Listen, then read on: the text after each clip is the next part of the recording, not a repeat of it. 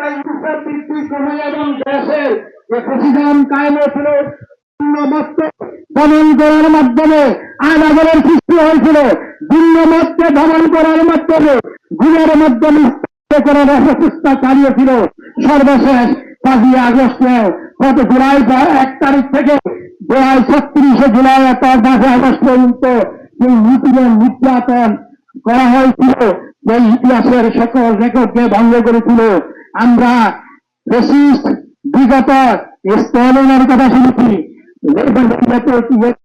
হিটলারের কথা শুনেছি, আমরা নমরুদের ইতিহাস শুনেছি, ফেরাউনের ইতিহাস শুনেছি।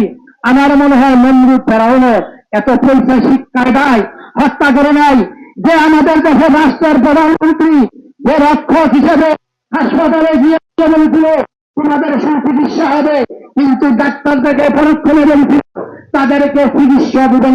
মারার যে হত্যা পরিকল্পনা করেছিল তারা ধারাবাহিক অসংখ্য যোদ্ধা তারা নির্মমভাবে মৃত্যুবরণ করেছে।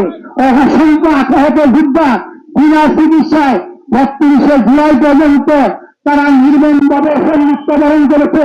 তারা যদি সঠিক চিকিৎসা পাইত, এখানে আহত যোদ্ধাদের মধ্যে অনেকেই সুস্থ হয়ে ফিরে আসতো আমাদের মাঝে।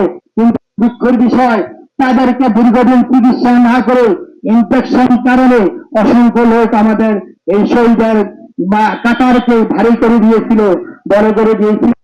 আমি সকল পুলিশ প্রশাসন ভাইদেরকে এই কথা চাই যে আসলে সকল পুলিশ আপনারা হত্যাকাণ্ডের সাথে জড়িত না। ফ্যাসিস্টদের দোষর অতি উৎসাহিত কিছু পুলিশ সদস্য যারা নাকি দেখছেন একজনে একাধিক খুন করেছে, তবে আমাদের 2000 শহীদ পরিবারকে খুন করতে 1000 জন সর্বস্ব দায়ী হতে পারে।